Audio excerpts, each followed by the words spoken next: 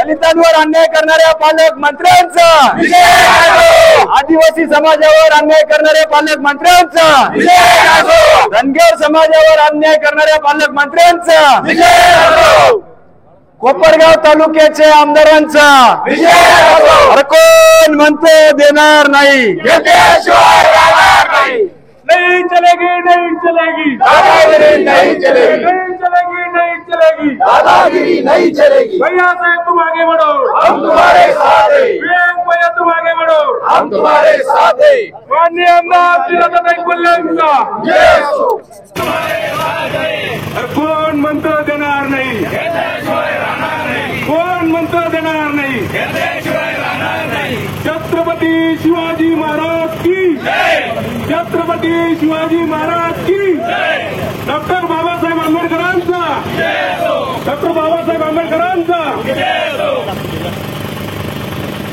पालकमंत्री राधाकृष्ण विखे पाटील हे जिल्हा नियोजन समिती अंतर्गत कोपरगाव विधानसभा मतदारसंघासाठी विकास कामे मंजूर करताना दुजाभाव करत असून राजकीय द्वेषभावनेतून त्यांनी ग्रामपंचायतींना विविध योजनेअंतर्गत शासनाकडून मिळणारा निधी जाणीवपूर्वक अडवला आहे।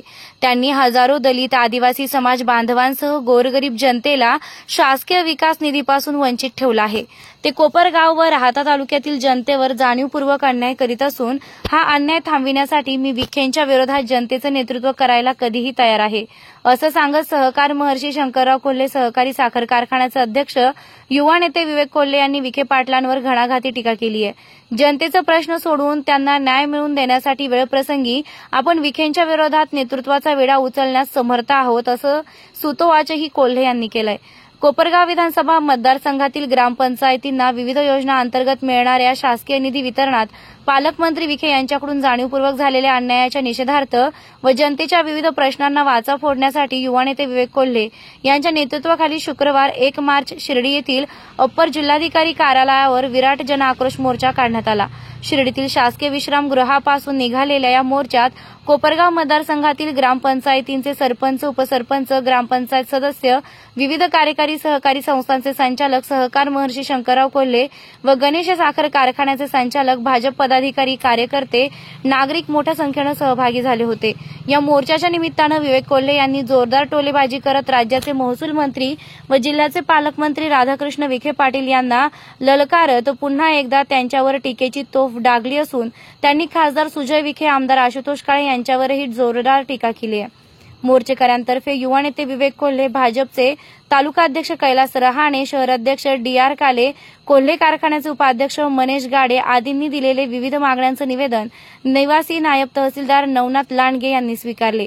तुमच्या जिरवाजिरवी, दडपशाही व हुकुमशाहीच्या राजकारणाला जशास तसं उत्तर देऊ, असा इशाराही त्यांनी विखे पिता पुत्रांना यावेळी दिला आहे। निर्भीड कोपरगाव न्यूज, योगेश डोके, कोपरगाव। भारत माता की जय, छत्रपती शिवाजी महाराज की, डॉक्टर बाबासाहेब आंबेडकरांचा सर्वप्रथम उपस्थित असलेले कोपरगाव राहाता तालुक्यातील सर्वच ग्रामपंचायतचे सदस्य, सरपंच, विविध पदाधिकारी, सोसायटीचे सदस्य यांच्या सगळ्यांचं मी सर्वप्रथम या ठिकाणी स्वागत करतो की अतिशय आज लग्न असल्या कारणास्तव अनेक अडचणी असताना देखील नुसतं एका मेसेजच्या माध्यमातून आवाहन केल्यावर अन्याय होत असलेल्या लोकांनी या ठिकाणी उपस्थित राहावं, म्हणून मोठ्या संख्येने आपण सगळेजण उपस्थित राहिले त्याबद्दल मी आपल्या मनापासून या ठिकाणी स्वागत करतो। कुठलेही आमिष न दाखवता स्वइच्छेने आलेली ही गर्दी आहे, ही टाळ्या वाजून यांना कळू द्या, कारण की या ठिकाणची पद्धत डोळे वटारून काम करून घेण्याची पद्धत आहे या तालुक्याची, आणि ती लस आपल्याकडे लागू नये म्हणून आपण आपल्या पद्धतीने या ठिकाणी आलेलो आहे। अधिकारी आलेले का? वाड्यावरून फोन आला असेल त्यांना, हरकत नाही। या ठिकाणी मित्रांनो अनेक वक्त्यांनी माझ्या आधी सगळे मुद्दे घेतलेले आहे, बोलण्यासारखी खूप मोठी यादी आपल्या हातात आहे। ही वेळ आपल्यावर का आली? खरं तर ही भूमिका काय आपण राज्य सरकारच्या विरोधात नाही, परंतु या तालुक्यातील ज्यांनी पालकत्व स्वीकारलं, 30-30 वर्ष ज्यांच्याकडे लाल दिव्याची गाडी आहे, तालुक्यात नव्हे जिल्ह्यात ज्यांचं त्या ठिकाणी नेतृत्व आहे, पालकमंत्री आहे, जिल्ह्याचे खासदार त्यांचे आहे, सगळे जिल्ह्याचे पदाधिकारी पक्षाचे त्यांच्या ताब्यात आहे. 1.5-2 वर्ष झालं त्या ठिकाणी जिल्हा परिषद, पंचायत समिती, नगरपालिका अस्तित्वात नाही. जिल्हा परिषदेचे सीओ असतील, कलेक्टर असतील, SP असतील, सगळे अधिकार ज्यांचे आदेश ऐकतात, असं सगळं केंद्रीकरण सत्तेचं ज्यांच्या भोवती झालेलं आहे. त्यांनी ज्या पद्धतीने त्या ठिकाणी भूमिका घेतली पाहिजे ती न घेत असल्यामुळं, आपल्यावर सातत्याने होत असल्यामुळं, अन्याय होत असल्यामुळं आज आपण खरं तर ही आपल्यावर वेळ आलेली आहे. आपल्याला ज्ञात आहे, आपला इतिहास मगाशी धनुभाऊंनी सांगितला की स्वर्गीय शंकररावजी कोल्हे साहेबांपासून आपण ही संघटनेमध्ये काम करतो. गेले अनेक वर्ष या ठिकाणी काम करतो. अनेक जण कोपरगावचा उल्लेख करत होते, परंतु मी आठवण देऊ इच्छितो की या शिर्डी नगरीचे देखील अनेक वर्ष आदरणीय स्वर्गीय शंकररावजी कोल्हे साहेब आमदार राहून राहिलेले आहे. त्याच्यामुळं ही काय कोणाची जहागिरी किंवा मक्तेदारी असं समजायचं काही कारण नाही. आणि म्हणून स्वर्गीय शंकररावजी कोल्हे साहेबांनी ज्या ज्या वेळी आपल्यावर अन्याय झाला, आपण जरी पक्ष कुठलाही असला तरी विषयानुरूप राजकारण करत आलेलो आहे. विषय जो असेल तो हाती घ्यायचा. शेतकऱ्यांवर ज्यांचं लक्ष तोच आपला पक्ष, हेच धोरण घेऊन आपण चाललेलो आहे. दीन दलित गरीब दुबळ्यांवर ज्यांचं लक्ष तोच आपला पक्ष, हेच धोरण घेऊन आपण कायम चाललेलो आहे. मग स्वपक्षाच्या विरोधात देखील अनेकदा आपण आंदोलन केले. खंडकरी शेतकऱ्यांच्या विरोधात साहेबांनी आंदोलन केलं. 3 महिने जवळपास नाशिकच्या जेलमध्ये त्या ठिकाणी साहेब राहिले. त्याचप्रमाणे पाटपाण्याचा प्रश्न असेल, इतर कांद्याचे भाव असेल, दुधाचे मेळावे असतील, दुधाच्या विरुद्ध सरकारच्या विरोधात आवाज उठवणं असेल, आदरणीय दादांनी देखील अनेकदा पंचायत समितीवर असेल, जिल्हा परिषदेवर असताना त्या ठिकाणी त्यांच्या पिंपरी निळवण येथील निळवंडे धरणासाठी आंदोलन असेल, त्याच्यानंतर त्यांची हृदयाची शस्त्रक्रिया इथं शिर्डी संस्थांच्या हॉस्पिटलमध्ये झाली. आजारपणात देखील लोकांचे प्रश्न सोडवण्याकरता रस्त्यावर उतरले. ताई देखील आमदार झाल्या झाल्या पहिल्याच अधिवेशनामध्ये निळवंड्याचे कालवे पूर्ण व्हावे म्हणून पायऱ्यांवर, सत्ताधारी पक्षात असताना देखील त्या ठिकाणी पायऱ्यांवर बसले, बोर्ड धरला. अनेकदा सभागृहामध्ये किंवा दुधाचं आंदोलन असेल, वीज बिलाची होळी असेल, आपल्या समोर आपण या ठिकाणी केल्याचं बघितलेलं आहे. आणि म्हणून आपल्या इतिहास राहिलेला आहे की कधी पण आपण कोणासमोर झुकणार नाही आणि लाचारी आपल्या रक्तातच नाही, ही आपली पिंड राहिलेला आहे. आणि म्हणून आज जर बघितलं का 80% राजकारण, 20% समाजकारणाचा ध्यास आपण घेऊन या ठिकाणी काम करतो. त्या ठिकाणी जरी काही अन्याय झालेला असेल, 10-12 इलेक्शन्स आपण बघितले. दादांच्या वेळेस 2-2.5 हजारांनी पराभव झाला. कोणामुळे झाला वेगळं सांगायची गरज नाही. मागच्या वेळेस 400, 450 किंवा 700 मतांनी ताईंचा पराभव झाला. कोणी मेवणे उभे केले स्वतःच्या स्वार्थासाठी, हे वेगळं सांगायची गरज नाही. 1 मतांनी स्वर्गीय कोल्हे साहेबांचे MLC मध्ये पराभव झाला. कोणामुळे झाला हे सांगायची गरज नाही. ज्या दूध संघाचे संस्थापक कोल्हे साहेब होते, तो दूध संघ अमूलच्या बरोबरीने 80-90च्या दशकात चालत होता. तो दूध संघ कोणी हडपून घेतला आणि रसातळाला नेला, हे काय वेगळं सांगण्याची आवश्यकता नाही. जो सुस्थितीत असलेला गणेश कारखाना चालू असताना राजकीय दबाव टाकून, त्या ठिकाणी संचालक मंडळावर दबाव टाकून त्यांनी त्यांच्या ताब्यात घेतला 10-15 वर्ष, तो कोणी केला हे वेगळं सांगायची गरज नाही. आणि म्हणून असे जरी किती अन्याय झाले तरी त्या ठिकाणी राजकारणाचा भाग म्हणून क्षणिक तो विषय होता आणि आपण कायम तो सोडून दिला. अनेकदा आपण संवत्सर ग्रामपंचायती बिनविरोध सोडून दिल्या, पंचायत समितीसाठी मेवण्यांना जागा सोडल्या, जिल्हा परिषदेच्या जागा सोडल्या, याच आशेने की कधीतरी ते सरळ वागतील. 2 पिढ्यांनी त्यांचा अनुभव घेतला. मी म्हटलं नाही, आता 3री पिढी आपण संबंध सुधारून घेऊ. शिवाजी तात्या या ठिकाणी आहे. धनुभाऊंनी त्यांनीच माझी गाडी अडवली होती खरं तर गणेश कारखान्याच्या वेळेस, पण त्याआधी आपल्या मार्केट कमिटीचे सभापती साहेबराव पाटील बोलले या ठिकाणी. मी त्यावेळेस देखील बोललो होतो की आपल्याला सहकारी संस्थेमध्ये आपण कोपरगाव तालुक्यामध्ये राजकारण आणत नाही, शक्यतो सगळ्या बिनविरोध करण्याचा आपला मानस असतो.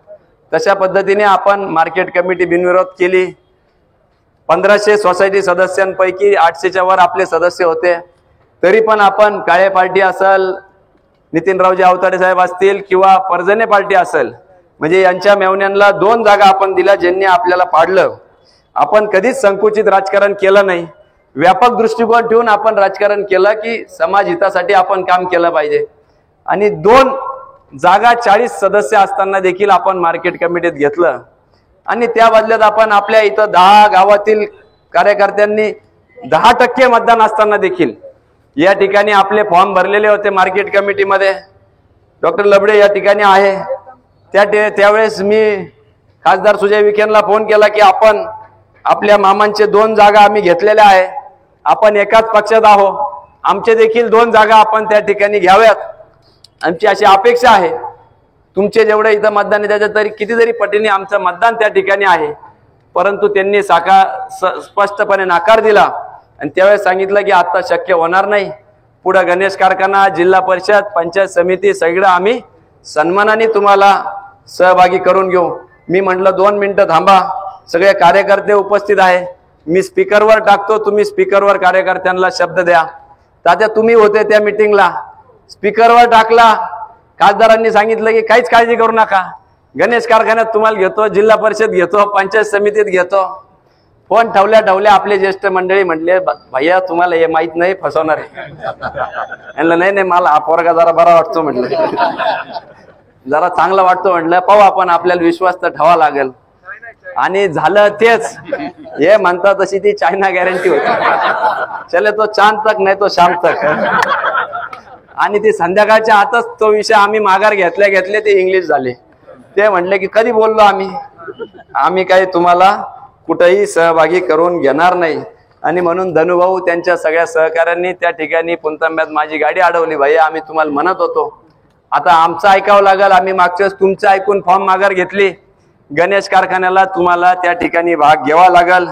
आणि म्हणून आपण त्या ठिकाणी गणेश कारखान्यामध्ये भाग घेतला, कारण की बंद करायचा निर्णय त्यांनी घेतला होता. तात्यांनी मगाशी सांगितलं, मागच्याच अतिरिक्त ऊस टाकताना 1.5 लाखच फक्त क्रशिंग झाली, आज 2 लाखाच्या वर टप्पा आपण पार करणार आहोत.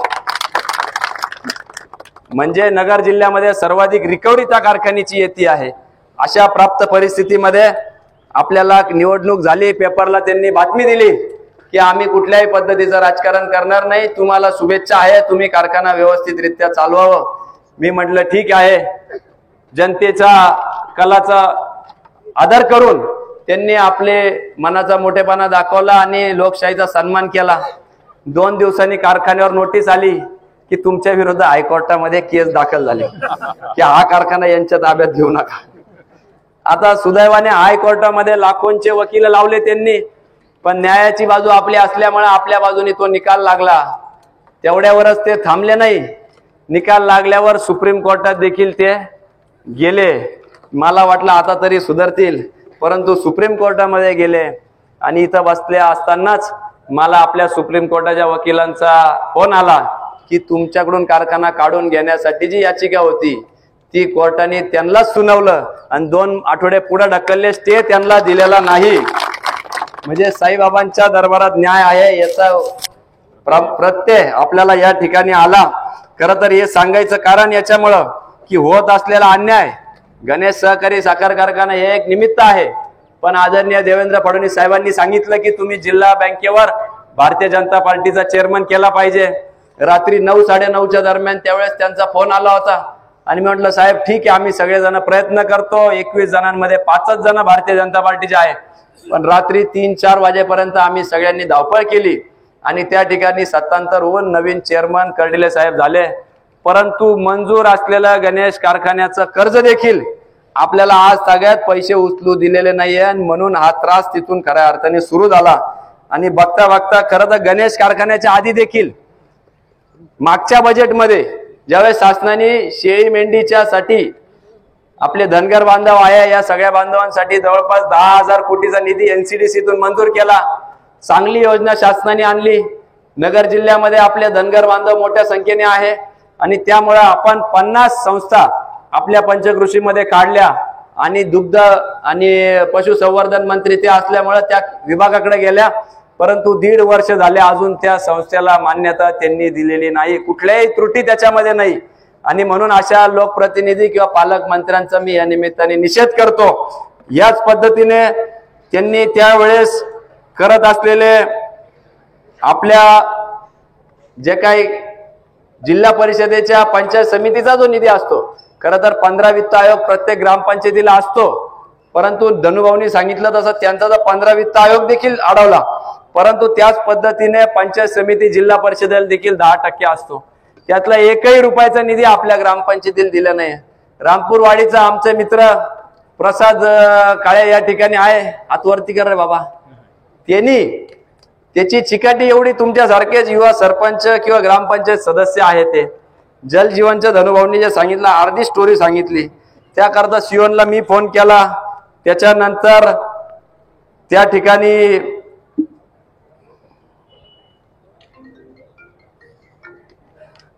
ठिकाणी त्यांनी ताईंनी फोन केला, कलेक्टर ऑफिसला फोन केला, जल जीवनच्या सगळ्या योजनांसाठी त्या ठिकाणी फोन केला, परंतु त्याला न्याय मिळाला नाही. वारंवार तो पालकमंत्र्यांच्या मीटिंगला गेला, पालकमंत्र्यांना विनंती केली, पालकमंत्र्यांनी देखील त्याची अर्ज केराच्या टोपली दाखवली. त्यानंतर त्यांनी कलेक्टर ऑफिस मध्ये गेला, त्या ठिकाणी वरतून उडी घेतो म्हणून तो पळाला. तेव्हा सगळे जागे झाले, बरोबर ना रे. त्याला तेव्हा आश्वासन दिलं, एवढंही करून त्याचं काम झालं नाही. शेवटी काल परवा तो विधान भवनात गेला, जो आमदार भेटेल त्याला तिथं विनंती करत होता. देवेंद्रजी फडणवीस साहेबांना आवाज देऊन त्यांनी तिथं थांबवलं आणि त्याची व्यथा मांडली. विरोधी पक्ष नेत्यांना सांगितलं, सत्ताधारी आमदारांना सांगितलं, आणि आली का आता वर्क ऑर्डर? कालच त्याला त्याची वर्क ऑर्डर भेटली, त्याला टाळ्या वाजवून त्याच्या. पण असं जर प्रत्येक ग्रामपंचायतीला करायचं म्हटलं तर अराजकता पसरेल. प्रत्येकाने अशी भूमिका घ्यायची म्हटलं, मगाशी अनुराग येवले म्हणले मग सगळे एकत्रितच चला मुंबईला. असं किती दिवस आपण सहन करायचं? हा काही चेष्टेचा प्रश्न नाही. आपण सगळेजण या ठिकाणी काही स्वतःच्या कामांसाठी आलेलो नाही. अधिकारी जर वाळूवाला आला म्हटले असते तर पहिल्या गाडीने लगेच बाहेर आले असते की आपलं काहीतरी मालपाणी घेऊन कोणतरी आलेला दिसतंय. पण आज आपण जनतेच्या प्रश्नासाठी उतरलेलो आहे. आपला कोणाचाही स्वार्थ या ठिकाणी नाही. ही सगळी मंडळी लोकनियुक्त सरपंच 1,500 2,2 हजार मतांनी या ठिकाणी निवडून आलेले. स्वाभाविकरित्या आमचे कानिक भाऊ, मी म्हटलं बीपी वाढतो का काय? 1.5, 2, 3 वर्ष होत आले, एकही प्रश्न जर सुटत नसेल तर काय करणार? 200 लोक 3-3 लाख रुपयांनी त्या ठिकाणी जमिनी आपल्या एअरपोर्ट मध्ये गेलेली आहे. फक्त 3 लाख रुपये एकराप्रमाणे त्याने भूमिहीन झालेले आहे. त्यांना त्या ठिकाणी नोकरी मिळावा यासाठी गेलो तर त्यासाठी देखील कोपरगावचे किंवा काकडीचे ग्रामस्थ आहे म्हणून त्यांना नोकरी नाकारली जाते. 353 सारखे गुन्हे दाखल केले जातात. अनेक गुन्हे, खोट्या पद्धतीचे गुन्हे दाखल केले जातात. खिरडीचे सरपंच आलेले आहे आमच्या इथं. 15 वर्षांनंतर विखे पाटलांकडून ती संस्था आपल्या ताब्यात आली. काही कारण नसताना सातत्याने त्या संस्थेवर किंवा ग्रामपंचायतीचे आपले अर्ज फाटे करून त्यांची चौकशी लावण्याचं काम चालू आहे. काल परवा मी त्यांना विचारलं, अरे बाबा चौकशी चालू आहे ते कितीचं काम आहे? असं तो 2,500 रुपयाचं काम आहे. म्हणजे त्याचं भ्रष्टाचार नाहीये, पण त्याच्यामुळे सगळं बिराड घेऊन त्यांना त्या ठिकाणी बोलवायचं काम चालू आहे. पुणतांब्याची पाणी पुरवठा योजना असेल, फक्त आणि फक्त आमदार ताईंच्या कालखंडामध्ये संबंध महाराष्ट्राचा GR त्या ठिकाणी काढला गेला की शेती महामंडळाची जागा ही पाणी पुरवठा योजनेसाठी मोफत देण्यात यावी. आणि महाराष्ट्रातील पहिला प्रकरण म्हणून त्या पुणतांब्याचा सँक्शन झालेलं काम, त्यानंतर कोकमठाण झालं, मागून येऊन सगळे पूर्ण झाले. परंतु हे पुणतांबेकर आपल्या विरोधात जाताना मग यांची जिरवायची कशी? सध्या यांच्या अजून ती पाणी पुरवठा योजना धनुभाऊ पूर्ण झालेली नाही, बरोबर ना? 15 वित्त आयोग दिलेले नाही. आणि म्हणून हे जिरवाजिरवीचं राजकारण कुठंतरी सत्तेत असल्यामुळे ही जी सत्तेची मस्ती आणि माज जो झालेला आहे तो थांबला पाहिजे, म्हणून त्याच्या विरोधात आपण आज खरं तर या ठिकाणी आलेलो आहे. आज पाहिलं आपण सामाजिक कार्य किंवा 80% समाजकारण म्हणून या ठिकाणी आहे, पण त्यांचं धोरण पाहिलं तर 80% राजकारण आणि राहिलेल्या वेळेत समाजकारण करायचं. आता मला कळलं पिंपळवाडी इथे उद्घाटनाला येणार होते, परंतु आपला मोर्चा निघाला म्हणून पीएनीच नारळ फोडलं, उद्घाटन केलं म्हणे. म्हणजे त्यांच्या ठिकाणचे विकास कामं त्यांनी करून घ्यायचे किंवा नाही, परंतु 30-30 वर्ष ज्यांच्याकडे लालदिवे होते, साधा बेरोजगारीचा प्रश्न देखील सोडवता आलेला नाही. या ठिकाणी आपण 10,000च्या अधिक युवकांच्या सह्या घेतल्या, शेती महामंडळाच्या जमिनीचे अर्ज केले, सगळा पुरावा त्या ठिकाणी मी माझ्या व्हिडिओमध्ये टाकलेला आहे. आणि वारंवार सामंत साहेब असतील, सुभाष देसाई मागच्या सरकारमध्ये असतील, यांच्या मागे लागून MIDC मंजूर करून आली आणि त्याचं देखील त्यांना पोटदुखी त्या ठिकाणी झाली. निश्चितपणाने त्यांच्या खात्याकडे तो विषय आहे, त्यांनी मार्गी केला, त्याच्याबद्दल आम्ही त्यांचाही आभार मानू. परंतु त्यानंतर तालुक्यात येऊन आभार मानायचे, स्वतःचे सत्कार करून घ्यायचे. मगाशी माझ्या आधीच्या वक्त्याने डॉक्टर मोरेंनी सांगितलं की कांद्याचं निर्यात उठवली म्हणून सगळीकडे सत्कार घेतले, मार्केट कमिटीचे लोक बोलवले, शेतकऱ्यांना बोलवलं आणि उठली का निर्यात? दुसऱ्या दिवशी थोडेसे भाव काय वाढले, लगेच सांगितलं की नाही अजून काही निर्यात उठली नाही. मग माझं म्हणणं आहे, मग जे शेतकऱ्यांनी सत्काराचे हार आणि तुरे घातले, मग त्यांचं काय, त्यांचा हा अपमान नाही का? याच्यासाठी पालकमंत्र्यांनी त्यांचं जाहीर माफी मागावी, हीच मागणी या निमित्ताने मी करतो. तुम्ही खुशाल तुमचे त्या ठिकाणी सत्कार करून घेता आणि कुठलाही न्याय आमच्या शेतकरी वर्गाला दिला नाही.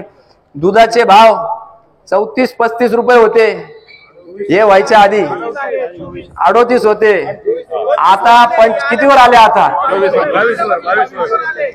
25, 24, 22 राहतेवाले 22च म्हणून राहिले, इकडे अजून कोण कमी आहे का?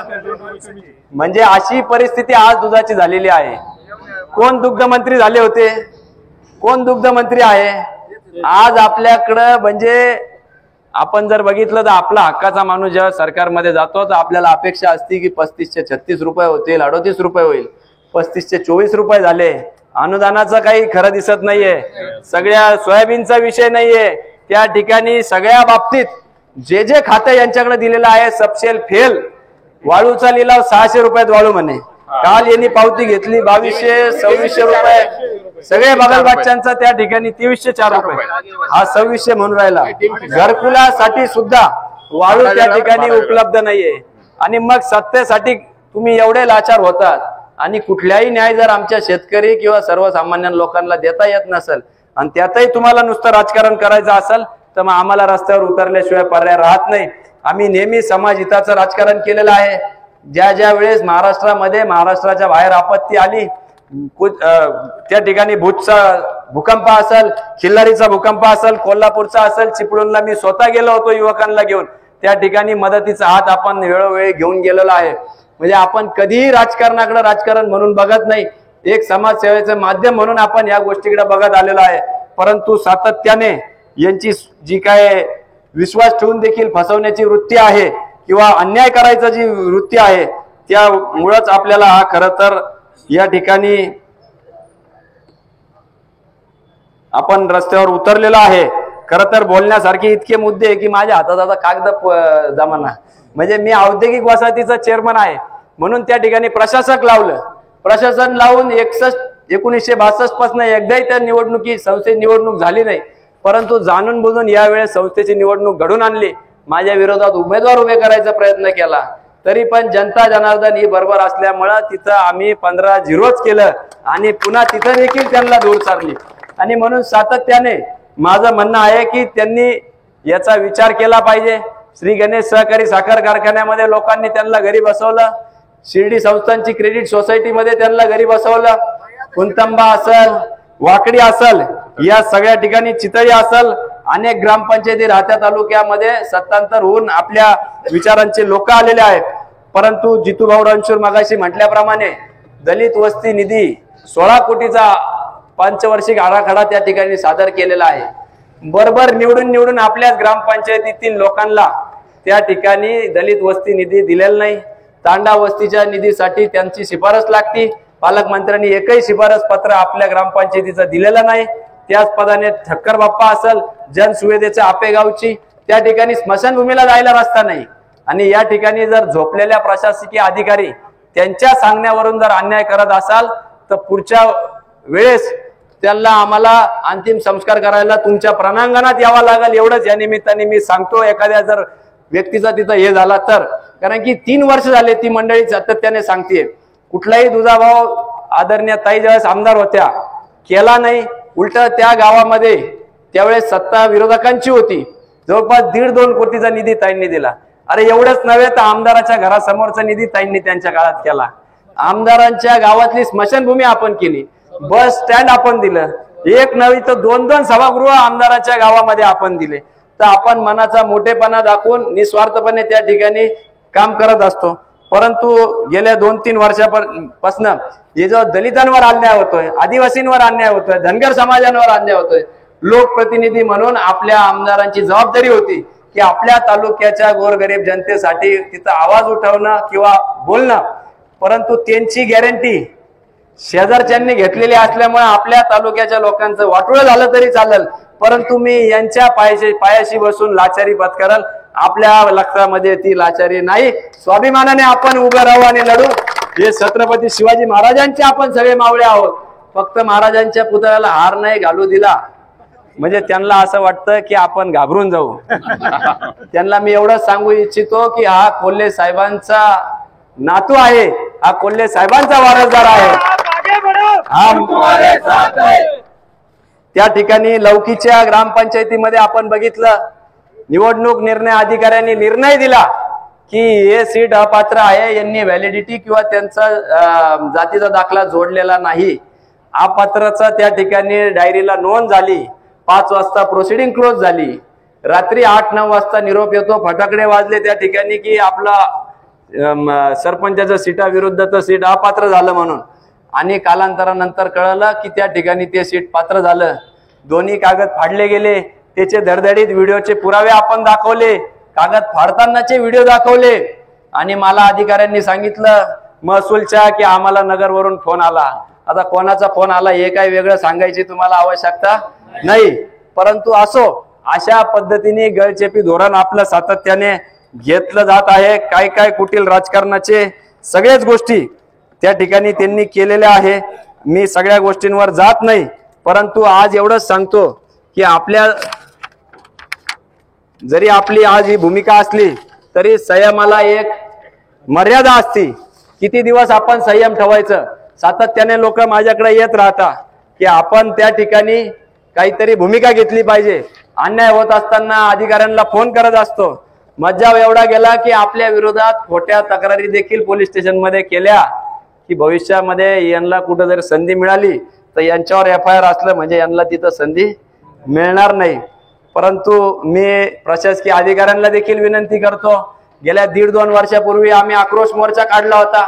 काही मागण्या आम्ही दिल्या होत्या आणि सातत्याने दर महिन्याच्या पहिल्या किंवा दुसऱ्या सोमवारी आम्ही तिथं येत असतो आमच्या मागण्या पूर्ण व्हाव्यात म्हणून.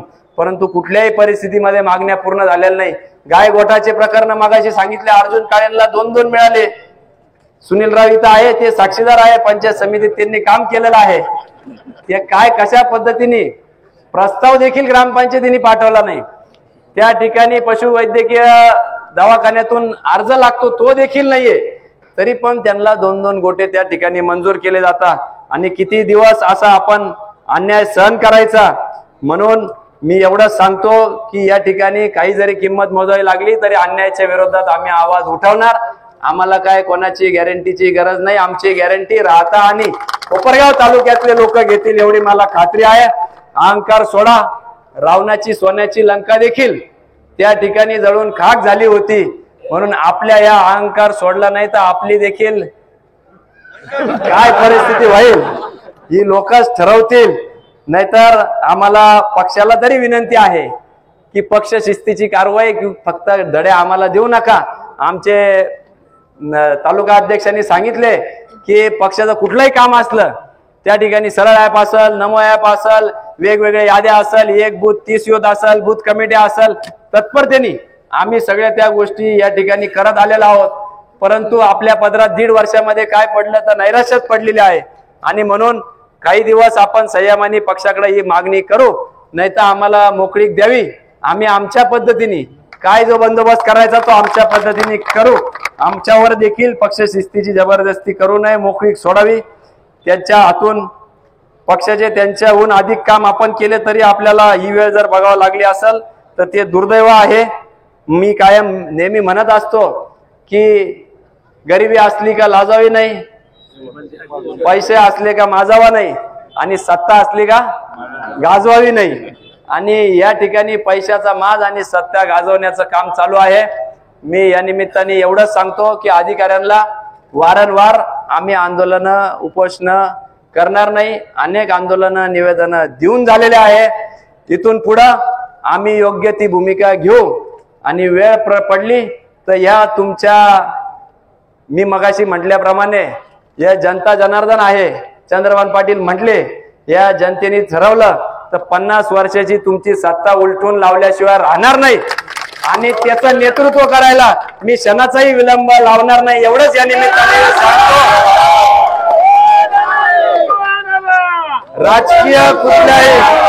राजकीय कुठल्याही याची पर्वा न करता ही शेवटची संधी आहे. अजूनही वेळ गेलेली नाही.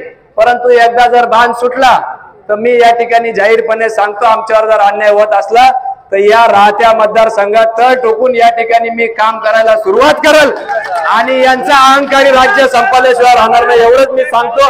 या ठिकाणी जाता जाता एक शेर आपल्याला सांगतो. रात नहीं ख्वाब बदलता है, मंजिल नहीं कारवा बदलता है, जज्बा रोको जीतने का, क्योंकि किस्मत बदले ना बदले पर वक्त जरूर बदलता है. वक्त जरूर बदलता है. तो वक्त बदलल्याशिवाय आपण राहणार नाही.